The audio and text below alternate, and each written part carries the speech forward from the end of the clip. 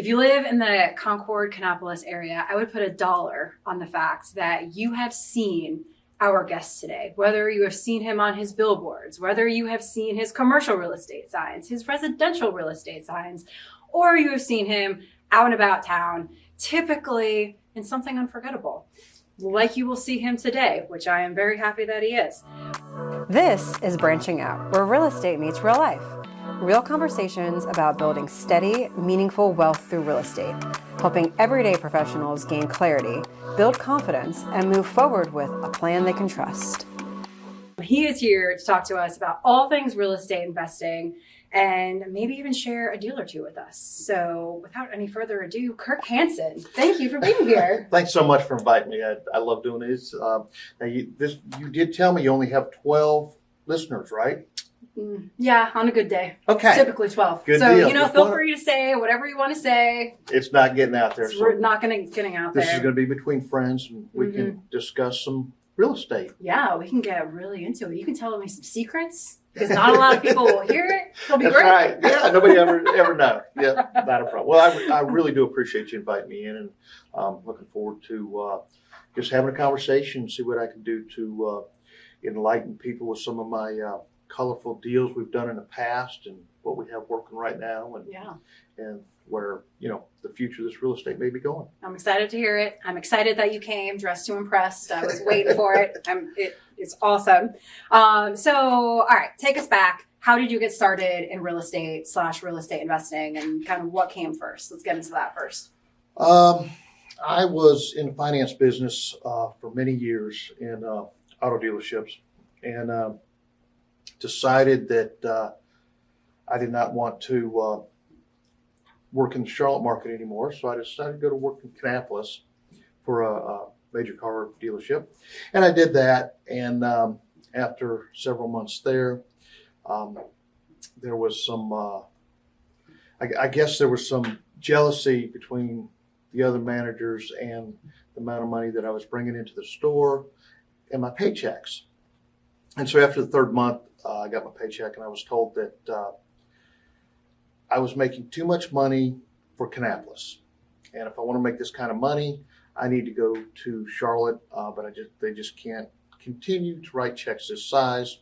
Keep in mind, I was a salesman getting 25% of the business that I brought in. They were making money, you were making money. Exactly. I mean, I was at 25%. They had 75% plus the juice they put on top and everything else. So it was making plenty of money. But the general manager didn't like the fact that my check was always larger than his. So it was an ego thing. So that day, a good friend of mine and I went to lunch at a Mexican restaurant, and picked up a Homes and Land magazine on the way in and trying to figure out what we're going to do. We said, hey, let's just buy some real estate. So I looked in the magazine and I found 3 listings I wanted, and I went out and bought those 3 listings. And then after that, for the next 18 months, my wife and I bought about 35 houses, about 35 properties, not necessarily just houses. And then cut my work schedule back to 4 days a week. And at the time I was into racing, and I would go racing all the time. That's why I worked so hard, is to go racing. And that's what I did. And it worked out well for a while. And after 3 years, I ended up getting fired for making too much money. So I went to the store next door and did it again. And in that interview, I said to them, yeah, I'll get fired in 3 years for making too much money. And they said, oh, that's ridiculous. That's not going to happen. And it was 3 years to the month that I actually got fired for making too much money. Wow. Yeah. That's crazy. It really is. I mean, think about it. Yeah. It's like you firing a salesman that works for you. Yeah. Whatever, it's mind blowing. So I left there and I told my wife, said, okay, I'm going to go find another job. They build these car dealerships, half mile apart from coast to coast. There's another one that'll love to have me. She says, no, you won't. I said, excuse me? She said, remember those 35 houses you bought? You're now the property manager. And that's your full-time job? Awesome. I said, yes, ma'am. And she says, oh, and by the way, you're going to go get your real estate license. I said, okay. So then you have your new boss. Yeah, my new boss. Exactly. That's what I work for today. So that's how I got started actually doing it full-time, kind of getting shoved into it. And then over the next 6 months, I realized how much I did not want to do property management at that level. And I sold all those houses. And I guess my wife was right about that. Okay, edit that out. It's not for the faint of heart. But yes, usually you're right. Yeah, exactly. So then, that basically, then I was going to real estate school. This is funny as heck. Everybody knows Bill Gallagher. Everyone knows Bill Gallagher. Yeah. So I went to the Bill Gallagher School of Real Estate, and I started on Monday, and Bill quit the previous week. Yeah, you didn't know he was at Prudential, did you? Mm-hmm. Bill Gallagher School of Real Estate. And they brought in this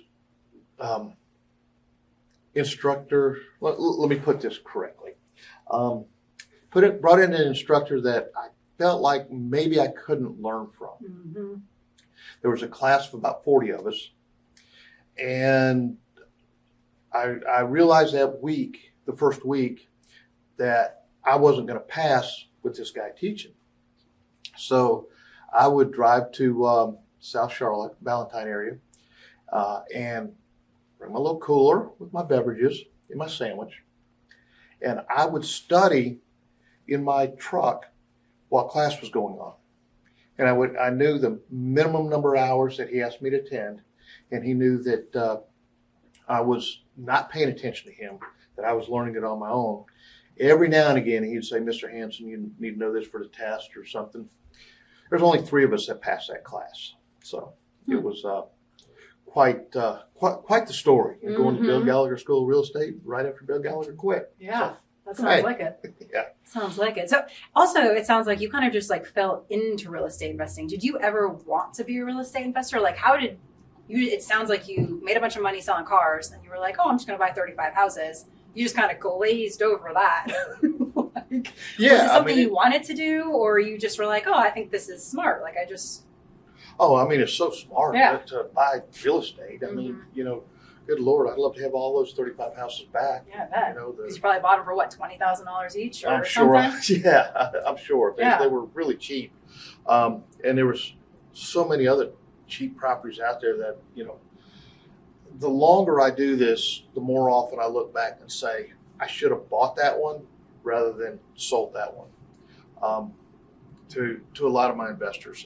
And I deal with investors around the world that just give me a fund or power of attorney or whatever to buy properties and sell properties under their name or my name or whatever name we need to do it under. So it's really grown to, we can do just about anything when it comes to that. But yeah, I did just fall into it. I really never thought about what my career path was ever going to be. I knew it was always going to somehow wrap around financing or money and so forth. Kind of funny. I mentioned that when I was working in the car business, I cut down to 4 days a week because I really liked to race at the time. And in the car business, I felt like my paycheck was easy money. Mm-hmm. As quick as I got started in real estate, I said, wait a minute, I got to work harder for my money. So I quit that shit. Right? Until 3 months ago, got back into it. But that's another story. Wait, you quit real estate? Racing. Oh, racing. I was like, wait. No, I quit racing when I got in real estate in 04 or 05, I believe is when I quit. Yeah. Then I, like any other bad habit, I picked it up again a few months ago and got back into it. What kind of racing? This is the Cletus McFarland Crown Vic racing. Okay. So, and it started off with me and my buddy got a car. We were gonna have a little bit of fun with it. You're driving? We now have 3 race cars. We sent another one off to the shop on Monday to get built so we can have 4, and we have resources of about 20 more in the field waiting for us. And yes, I'm driving. Okay. So you got a whole crew. This is like a whole operation. it is, yeah, it's really cool. We're fortunate to have one full-time employee over at the race shop, and then we have a lot of friends that help, and it's been a lot of fun.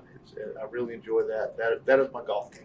That's really cool. I know Steve. You know Stephen Noor. Of course. His kids are in racing, or his Yes. son. Do you ever? Is that? I guess that's different than what you're doing. Actually, what got me back into this deal was Stephen Noor and his go-kart deal. And it's another thing we haven't discussed. We discussed a little bit about finance. I have a mortgage license. Wow. Back when I got my real estate license, I didn't know which direction I was going to go. I knew I wanted to do the finance, so I got my mortgage license back then as well in 2004 or 5, same time I got my real estate license. And You're like, I just want to do everything. I want to do everything for anybody. yeah, that's kind of what I was looking at. Yeah. But I was trying to figure out a way to make $1 with my mortgage license. I didn't make my first $1 with my mortgage license until I got a check from Stephen Noor about a year ago. Oh, wow. When so I've had my license for 20 years, and I just made my first $1. He came up with the program, works really well for realtors. If you've got your mortgage license, you can get paid on doing the loans as well as selling property. So, and it's all legal and above board.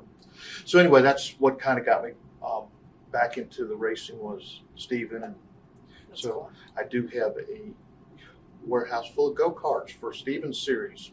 That's So awesome. yeah, they're growing a little bit of dust right now. My wife Yeah. want to know when I'm getting rid of those now that I've moved on to my next That's funny. thing. All right, but so in the real estate world, Let's talk about I know you do a little bit of everything. So Yes. let's talk about what's your favorite, first of all. I know you do some commercial, I know you do some residential, I know you work with investors. So like what's your mix? What do you enjoy? And let's talk about each of those. I love separately. making that drive to the bank and depositing checks. Yeah. You I know, agree. actually, I have people who do that. Yeah. But that is the best part about it. I have seen, I like the challenged deals. I'm not a whole lot into the hauling and hoping, showing and praying and trying to figure out if we're going to put a deal together on a residential side. I like the tough stuff, the owner financing, the subject to the existing mortgage. Somebody owes too much on a house, they need to figure out a way to get out. Somebody's got bad credit but has money, wants a deal. I like figuring that stuff out. Mhm. It's all and- very complex. Yeah, that's the stuff that I like. So what I do is I find what my buyer's needs are, and then I search properties that I think can make this fit. One that we're doing right now with a great client that I ran into, he's buying with owner financing. First thing I had to do is convince the other agent why this deal works.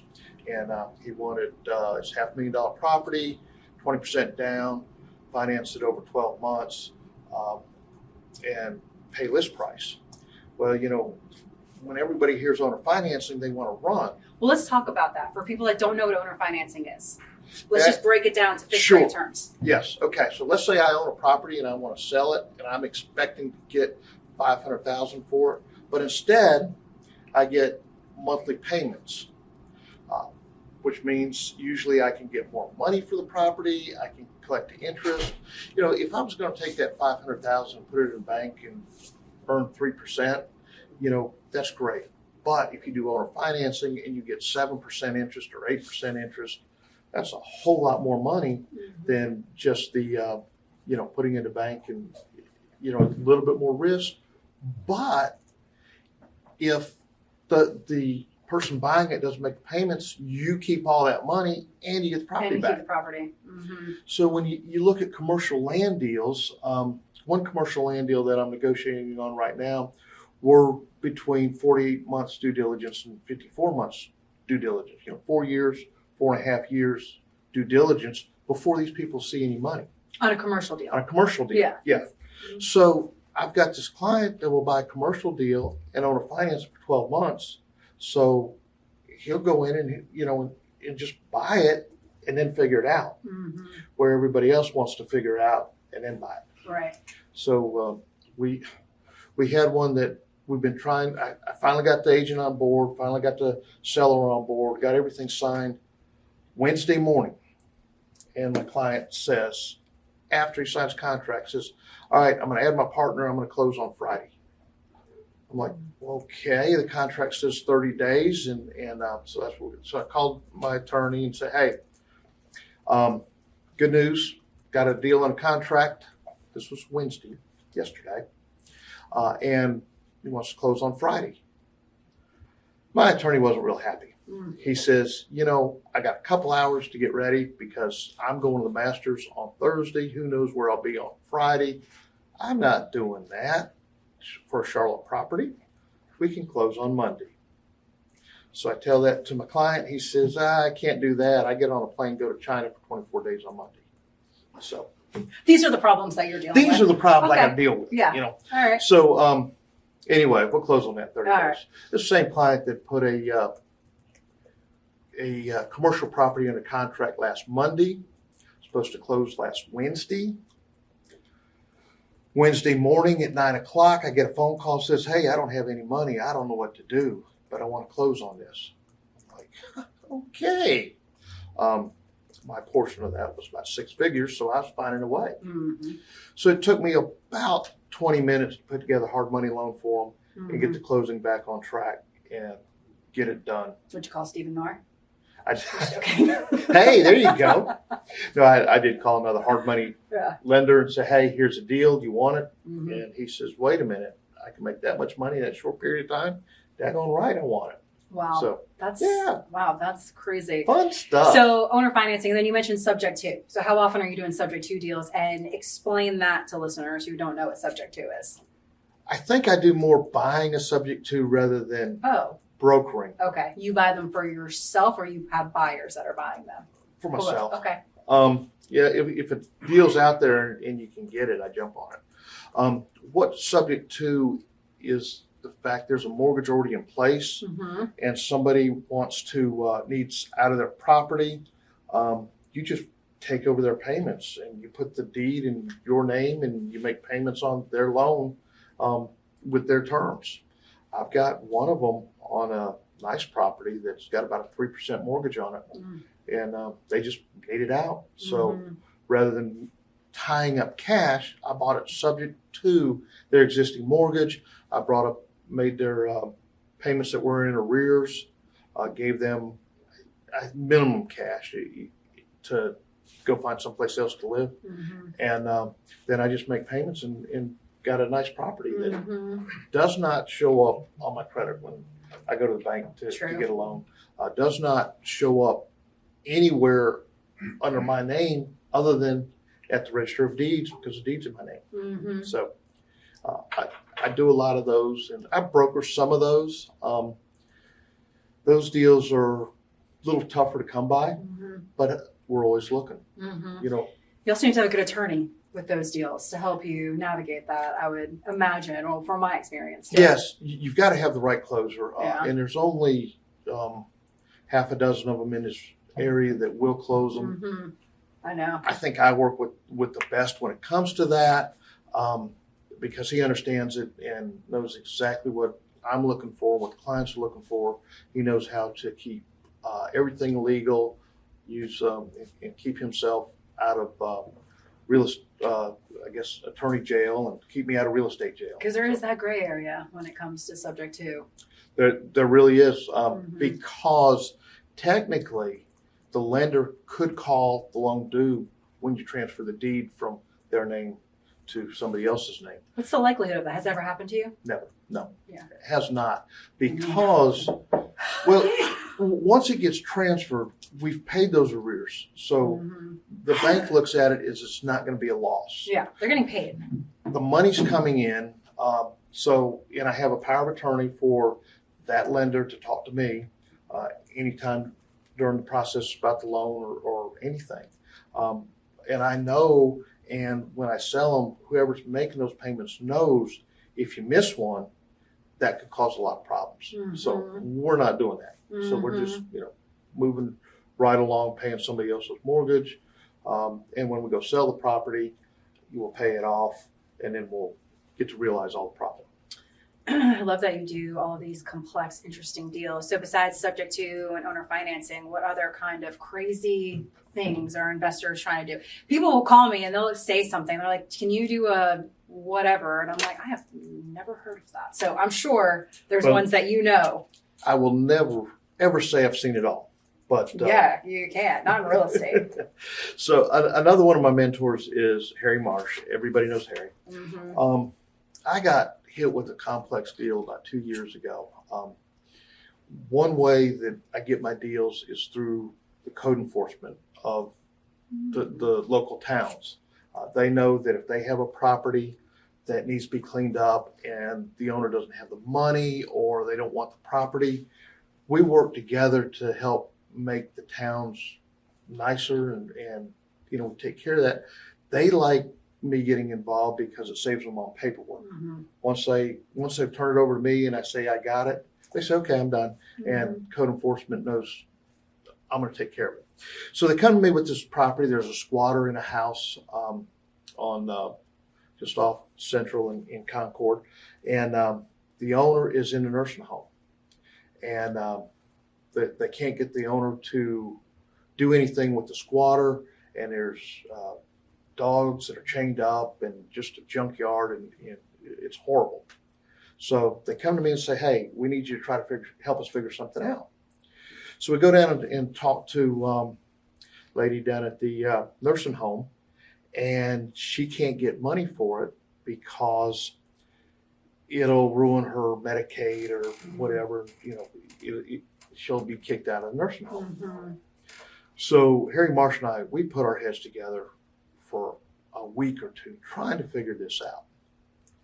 One night, I'm like trying to say, I got to put a tenant in there. I got to help this lady out. I got to do something. I come up with this idea. So I went up to Miss Dora the next day. It's a nursing home. And I said, here's the deal. I'm going to buy it from you. And I'm going to pay you X number of dollars per month as long as you're alive. And do it with no money down. And she says, really? So it was a done deal. We take her cash each month and a carton of cigarettes and to the nursing home right next door. And we take the mortgage payment. Wow, you were a solution finder. That was a tough one. That was when I brought that to my attorney to close it. He says, how in the world did you come up with this? Wow. So, and now TJ and Jessica in my office, when they go up and see Miss Dora and drop her off her little cash and her gifts and whatever it is, it's they're little celebrities in the nursing home because they're there every month like clockwork. So yeah, that's so funny. Yeah. So what's that's the crazy one. What is, other than that, what's one of the craziest deals that you've ever been involved with? Friday night, I'm looking at the MLS, trying to go home, and there's this property comes up for $1,500 on the MLS. Okay. Not a miskey? $1,250 commission. Okay. Seriously. I call up my friend, Tony, at where he was working at, where I was doing lots of business. This was when all the foreclosures were everywhere. Call Tony up and say, hey, is this right? He says, yeah, $1,500. I said, so if I buy it, do I get the $1,250 commission? He says, well, yeah, I think so. I said, well, send it to me in writing. Got it in writing. So Friday night before I left the office, I sent in an offer for $1,550. Wow. And it got accepted. Hey, great. So about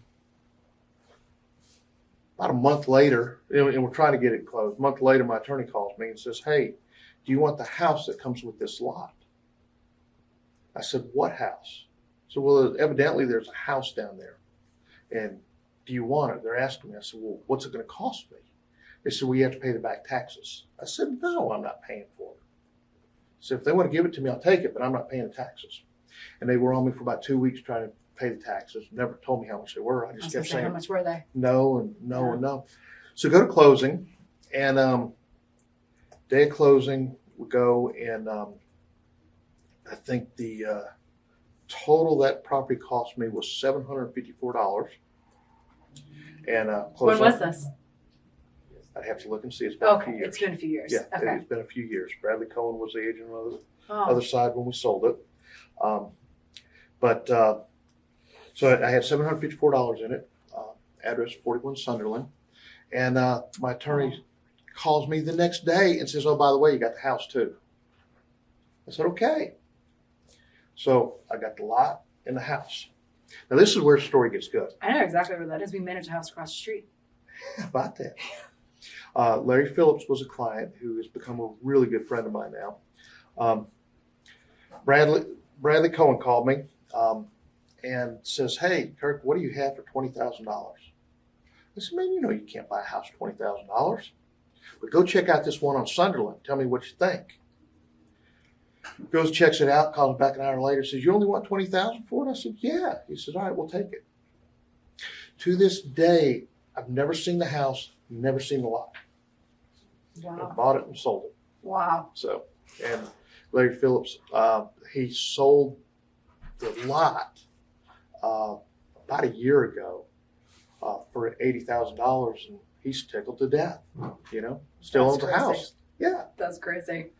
Hey, before we jump back in, if you're listening to this and thinking, this all makes sense, I just don't know where to actually start, this is exactly why we built our mentorship program. It's designed for people just like you who are busy, you have a career, you have a family, and you want to do it the right way. You just don't want to guess your way through it. Inside, we walk you step by step through how to analyze deals, build your buy box, and actually move with content instead of getting into analysis paralysis. So if you've been listening for a while and you're ready to get more structure and support, check out the link in the show notes where you can see exactly how it works and decide if you'd like to join us. Wow, that's crazy. All right, well, let's switch gears a little bit. Let's talk about the market in general. What have you been seeing with your investors? Because I don't know. I'll tell you what I have been finding, Okay. but I kind of want to hear also what you've been finding. I wonder if it's similar. Okay. You want me to go first? I can go first. Tell me what you. I know what I've seen. I have been finding that a lot of investors want new construction these days. That has just been kind of an overwhelming thing. That's what people are looking for. They're looking for new construction or the flip side, something really, really bad. No one is looking for anything in the middle. And that's typically what my investors bring me to sell. Like they're investors, they've been doing it. So they buy properties, they fill them with tenants. They do, decent renovations. Mm-hmm. They get it filled and the cash flow. Can't sell them. It's crazy to me. And then, but people are looking for, either, like I said, something really, really bad that they can flip, Right. or new construction where they know they're not going to have to worry about anything and they can get more of a premium rent. Yeah. Are you seeing that too? Like, The majority of my clients aren't buying to rent. They either Okay. flip or we have several companies underneath one umbrella of CK Select LLC. We have our retail side, which is Coldwell Banker CK Select. That's where folks will come in and list a property, buy a property, just mom and dad, want to move or what have you. And we do great business with that. We've got, I think I checked yesterday, we've got about 30 agents licensed under that company oh, wow. that do the, I call it residential retail real estate. And they're doing awesome with it. Coldwell Bank has been a great partner for us. And we have several global luxury agents and so forth. What I'm seeing on that side, the retail side of it, is sellers are trying to get a premium, but they can't. The market's not dictating. Prices are coming down. And it's tougher to make a sale on the retail side. It's definitely a buyer's market. There's a lot out there. And the prices that we thought we were going to get for some of these properties, it's not there. Well, that COVID mindset's still there a little bit. Right. The sellers still think that, they're getting this massive appreciation and they should get all this money for it. So that's on the retail side. And that's still, I do some of the retail side as well. But then what I'm really seeing pick up is the commercial. Mm.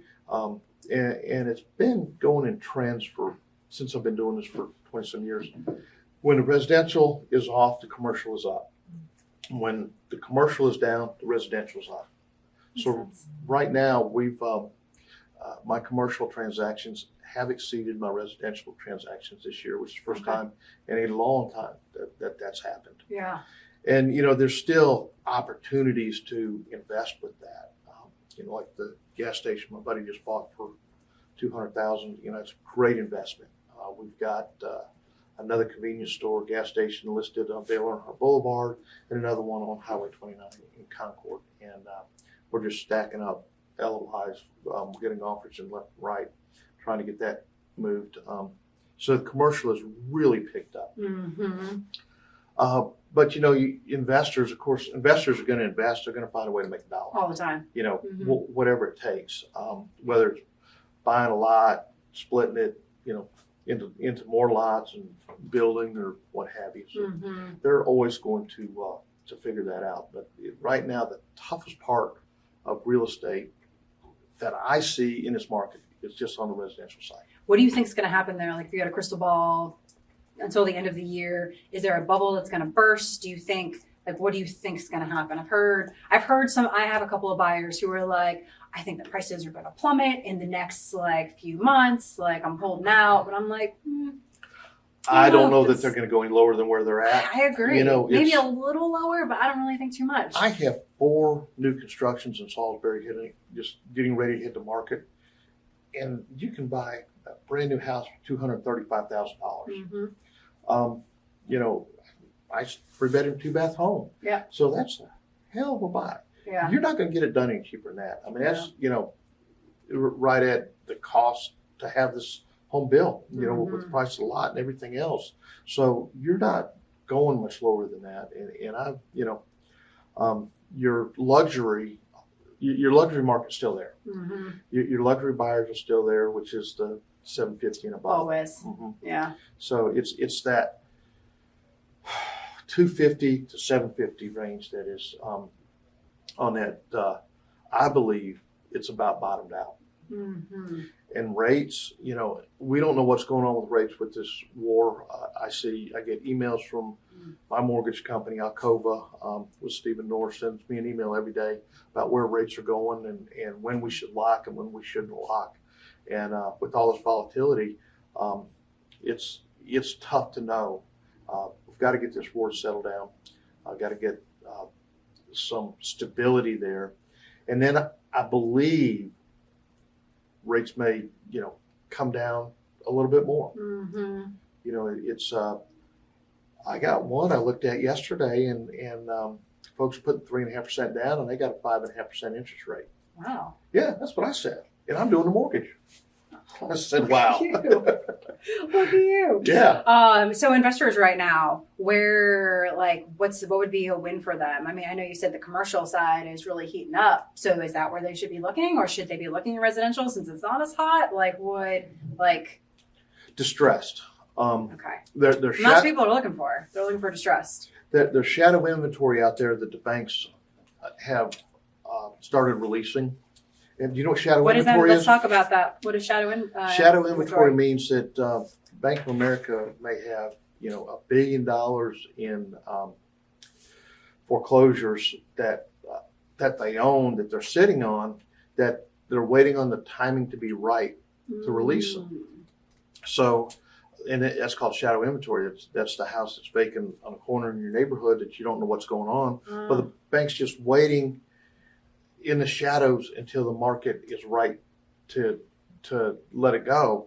And of course, they're not going to let it go every one of them on Monday morning. Yeah. They're going to let them trickle out. Right. And that hopefully keeps prices up. And that's, there's a lot of that shadow inventory getting released. Okay. And I see the foreclosure sites having a few more in this area than what we're accustomed to. Mm-hmm. Are you going down to the courthouse and on the courthouse steps and bidding on houses? Or are you? Oh Lord, no, that's Yeah. too much work. I do Yeah. all that from behind my desk. Yeah, figured. Yeah, it's you can, like I told a lady this morning about that is, if you look at them too closely, you're not going to buy anything. So I look at numbers. So sitting behind my desk, I'll look at what the opening bid is, tax value, neighborhood. Being that I've been in Cabarrus County since 1980, I better know where that street is. And I try to stick just to this county.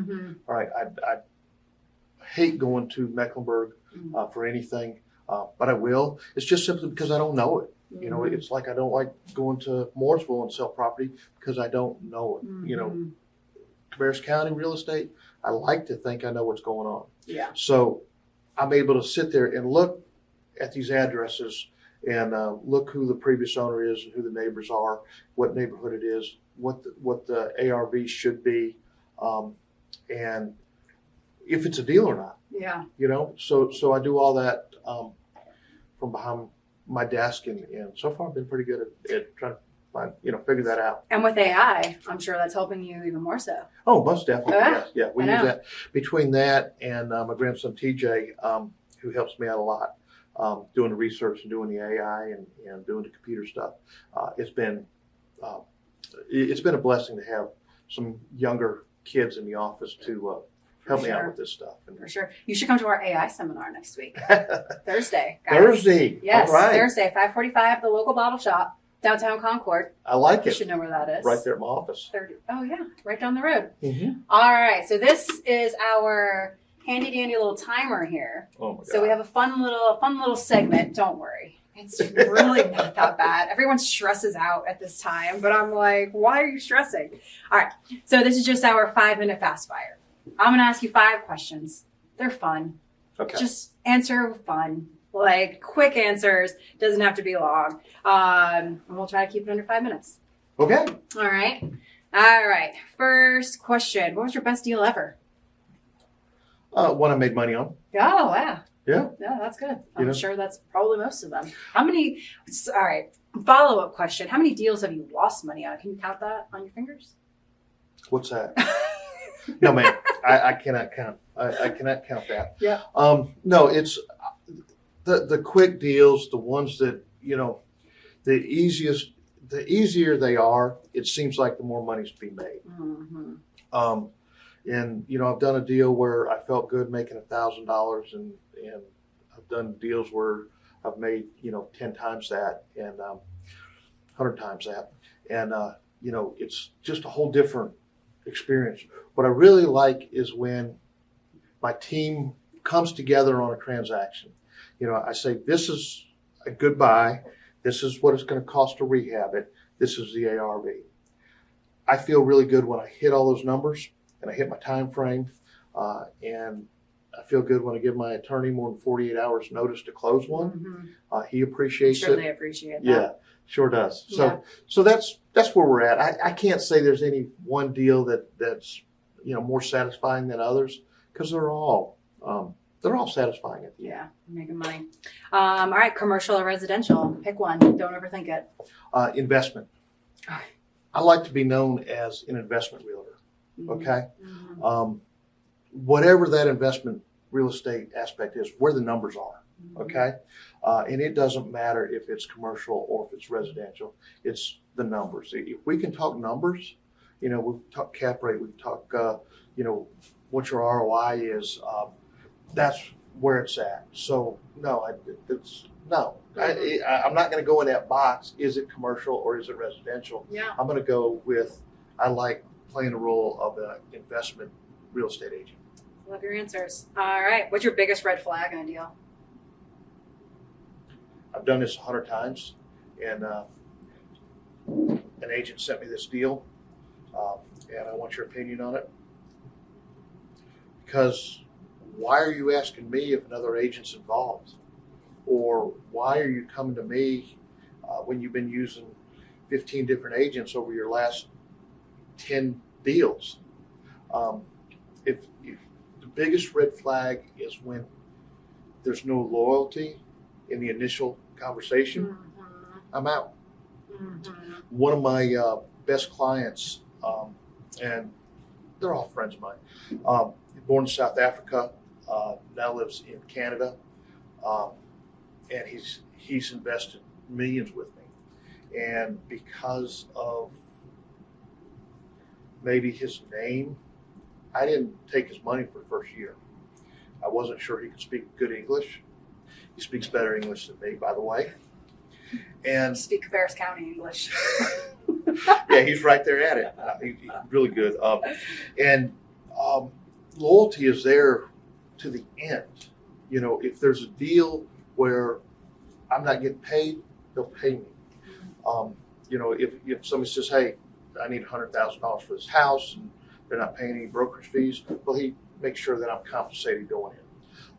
So the biggest red flag is if somebody says during an initial consultation or something that there's no loyalty, that, you know, they're looking for they're going to use 10 different realtors, and, you know, number one, you're not going to get any of my prime deals. You're not going to get anything from me unless it's something I can't sell to somebody else because there's no loyalty there.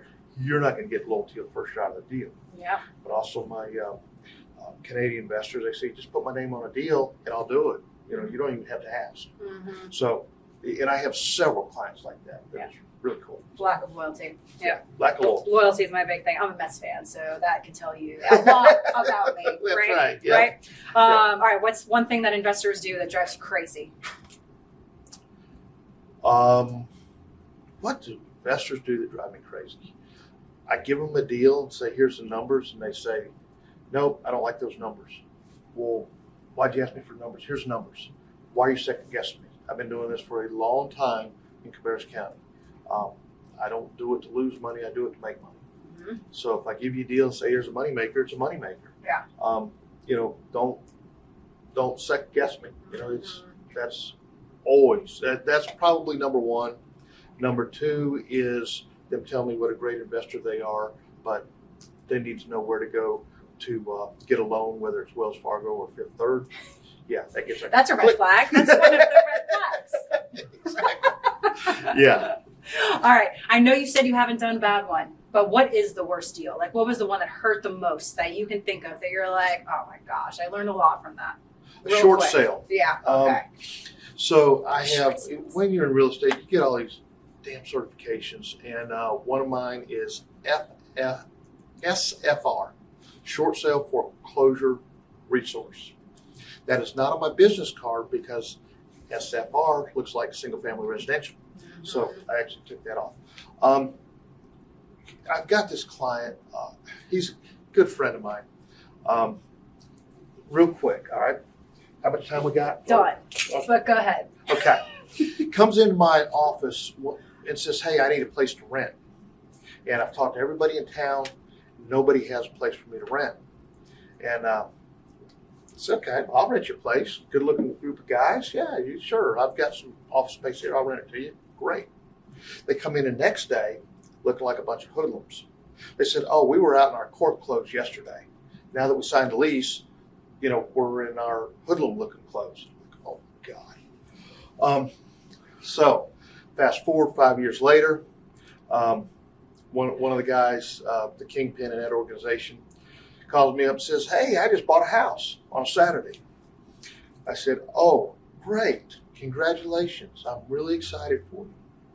He says, it's on Lake Norman. I said, oh, great. I'm really excited for you. He says, it was at auction. I said, okay. He says, I hope you didn't mind, but I put your name down as my agent. I'm like, oh, yeah, great. Tell me more about it. Little attitude change, Yeah, okay? For sure. For sure. And it was a $750,000 lake house, just probably about 10 years ago. And it was a short sale. And he says, you ever done a short sale? I said, well, yeah, you know, I've done one, but, you know, I'll work with you on it. It took us 9 months to get it closed. I'm glad you got it closed. Yeah. Honestly. My first 3 short sales, I think I had almost 2 years invested combined. I've done a couple that have been shorter since then, but I don't do short sales. You know, I'm short sale certified. I know how to do them. I also know enough to avoid them. So, Mhm. yeah, Yeah. that's probably the deals I'd want to avoid, because you don't get paid any more for taking 9 months to sell a house Mhm. as it does when it takes 9 days. Mhm. You still get paid the same. I've been through one of those and it didn't work out. Yeah. It's like, I'm still managing it, so that's yeah, That's there you all right. go. Well, Kirk, thank you so much. This has been awesome. You have been a wealth of knowledge. Where can people find you if they want to reach out to you? Well, of course, Maybe get wardrobe advice if you're watching. KirkHanson.com is definitely one. Email is Kirk@KirkHanson. And I will tell you, my Facebook is a fun follow. We do life skills by Kirk. And if you haven't checked those out, please check them out. And I'll tell you this, check them out between 8 in the morning and 9 in the morning, because about 9:15 my compliance department sees it and tells me what I have to take down. Okay, because I've heard a rumor that you're in the comments all the time, stirring up some trouble. So I guess Yeah. that's true. Well, yeah, my compliance department's my wife. She's also the owner of our companies. And she will tell me real quick, let's take that down. Yeah. But really, if you're on Facebook, please give me a like, give me a follow.